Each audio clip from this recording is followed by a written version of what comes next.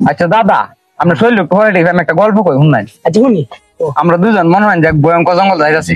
হ্যাঁ তাহলে যাই? হ্যাঁ আচ্ছা জানতে যাও। তাহলে যাইতাছি, যাই দিয়ে সামনে একটা আপেল ধরে রয়েছে। এই আপেল লাগাটা খাইবো? আমি যে তো বুড়া মানুষ, তা আপেলটা আমি খেলাম নে। আচ্ছা তাহলে আপনি আপেলটা খাওয়ালেন। সামনে যাইতাছি, যাই দিয়ে একটা ঝর্ণা তো আবার পানি একজনে খাইতে পারবো, উনি ফাইন টাকাটা খাইবো।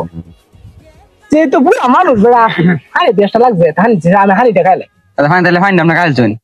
তাহলে সামনে যাইতাছি, যাই দিয়ে এক মুসি। এই মুসি কিন্তু সেই মুসি না, এই মুসি কিন্তু গুহা সেলাই করে। কিতা কস নাতি? অনেকটা কাটে, কাঠটা সেলাই করবো। কিতা কস নাতি? তুই গোয়াটা শিলাইলা আমার সিলাইলাম, তোরটা শিলাইলা? সিলাইলাম কিন্তু।